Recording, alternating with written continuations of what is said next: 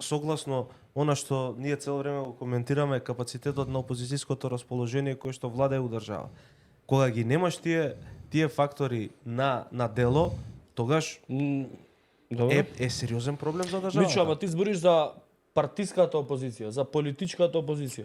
Чекај бе брат, нас ни е многу поважно ние да имаме институционална опозиција. Значи сега ти у моментов имаш опозиција која што ти се раѓа у редовите на институциите. Чекај бе шефе, не претерувај. Абе не претерувај. Тоа е трансформацијата, Мичо, затоа што треба да дојдеме ситуација кога ако политичката, тоа е извини Боко, партиската опозиција не успее да го види тоа и они мислат дека чекај застани сега ние ќе бидеме ќе глумиме опозиција, ќе го оставиме овој на рад, нема да му сметаме за нас да не собираат, да не ни прават проблем и они ќе си го навлечат истиот проблем на институционалната опозиција, затоа што и тие чекаме, па и ти си го правил ова што го правил овој сега што е на власт и тебе ќе те собереме. Така е. И процесот на крајот ќе наложи дека честните луѓе во институциите ќе ја решат работата. И они треба да ја држат. Ти мислиш дека ова за ИПАРТ ќе го отвореа ако немаше институционална опозиција?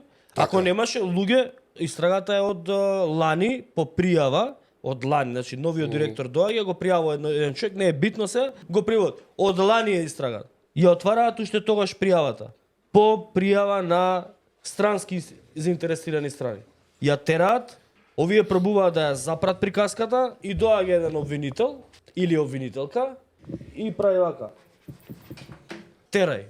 Покрај сите притисоци, покрај сите укажувања немој, нема да биде добро, покрај државата е опозиција на тие кои што сакаат да ја уништат, на паразити.